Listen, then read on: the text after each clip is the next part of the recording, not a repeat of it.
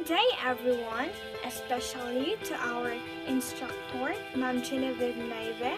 Our title to be discussed is Contemporary Global Governance together with my members, Regine A. Kabilugan and Janet G. Bacalcol.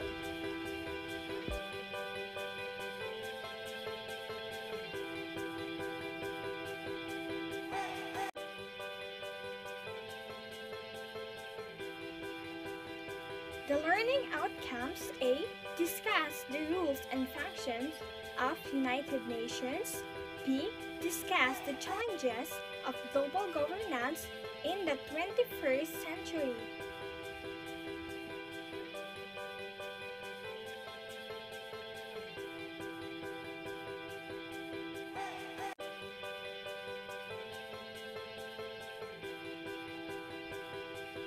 So, what does contemporary global governance mean?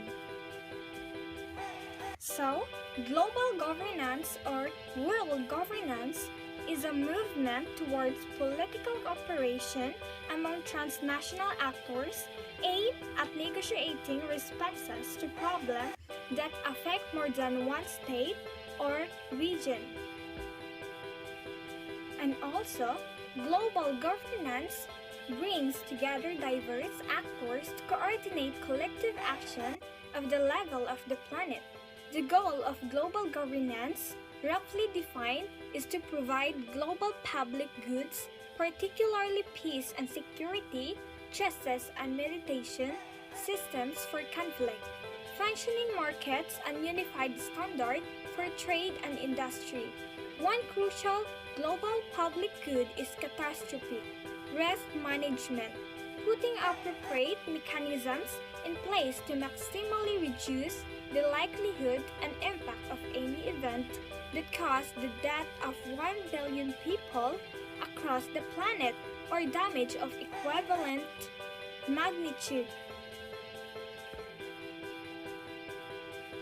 The leading institution in charge of global governance today is the United Nations. It was founded in 1945 in the wake of the Second World War.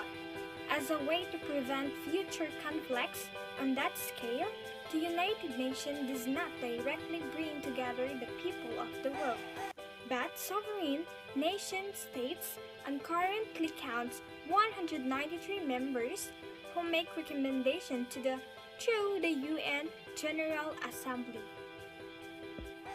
The UN's mandate is to preserve global security, which it does particularly through the security.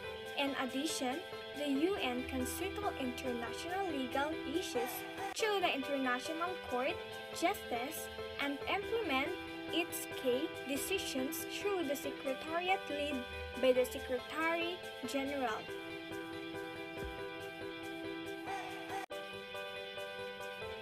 The United Nations has added a range of areas to its core mandate since 1945. It's worked through a range of agencies and associated institutions, particularly to ensure greater shared prosperity as a desirable goal in itself and as an indirect way to increase global stability. As a key initiative in that regard, in 2015, the UN articulated the Sustainable Development Goals, creating common goals for the collective future of the planet.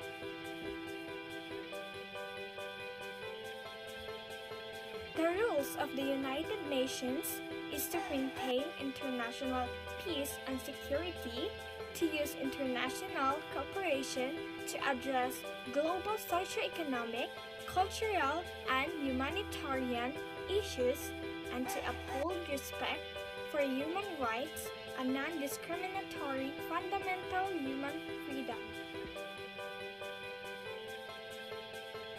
The United Nations rules in world affairs is irreplaceable by any other international or regional organization.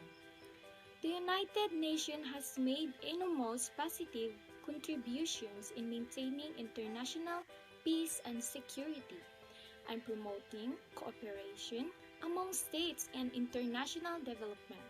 So, today's people of the world still face the two issues of peace and development only by international cooperation.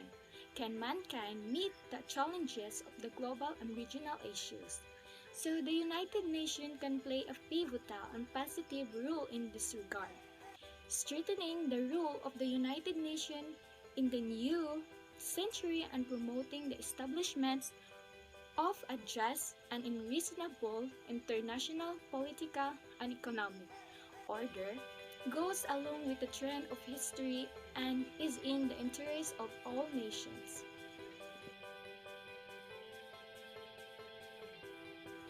In order to strengthen the role of the United Nations, efforts should be made to uphold the purposes and principles of the Charter of the United Nations. So, the authority of the Security Council in maintaining international peace and security must be preserved, and rule of the United Nations in development areas should be strengthened. To strengthen the rule of the United Nations, it is essential to ensure to all member states of all the United Nations the right to equal participation in international affairs, and then rights and interests of the developing countries shall be safeguarded.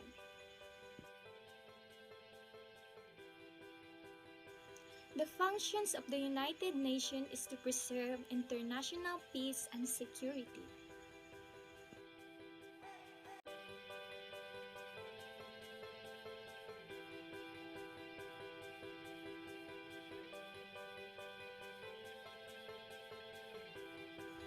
There are three main rules of the United Nations to maintain international peace and security to prevent conflict. First, helping parties in conflict make peace. So the second one is peacekeeping, and the third is the creating the conditions to allow peace to hold and flourish. The following are the institutions of global governance.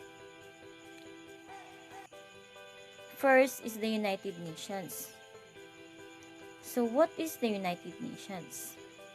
It's an intergovernmental organization that aims to maintain international peace and security, develop friendly relations among nations, achieve international cooperation, and be a center for harmonizing the actions of nations. Second is the International Criminal Court, or ICC. So it investigates and, where warranted, tries individuals charged with the grievous crimes of concern to the international community: genocide, war crimes, crimes against humanity, and the crime of aggression.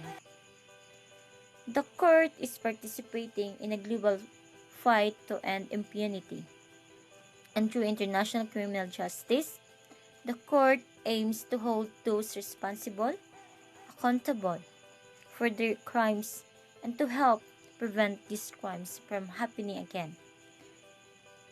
And the last is the World Bank.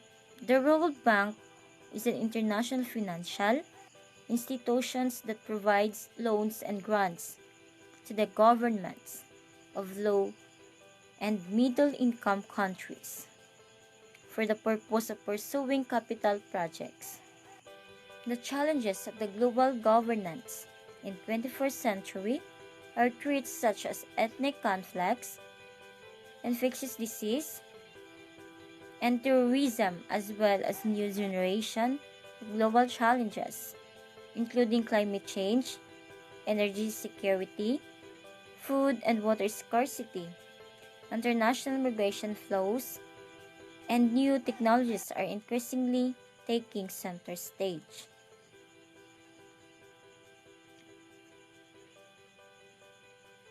Ethnic conflict is a conflict between two or more contending ethnic groups.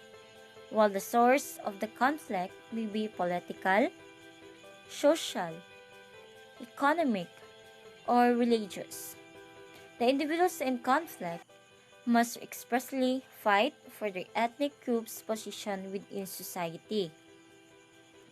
Infectious diseases are disorders caused by organisms such as bacteria, viruses, fungi, or parasites.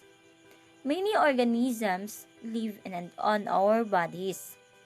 They're normally harmless or even helpful. But under certain conditions, some organisms may cause disease. Terrorism is the use of the force or violence against persons or property in violation of the criminal laws of the United States for purposes of intimidation, coercion, or ransom.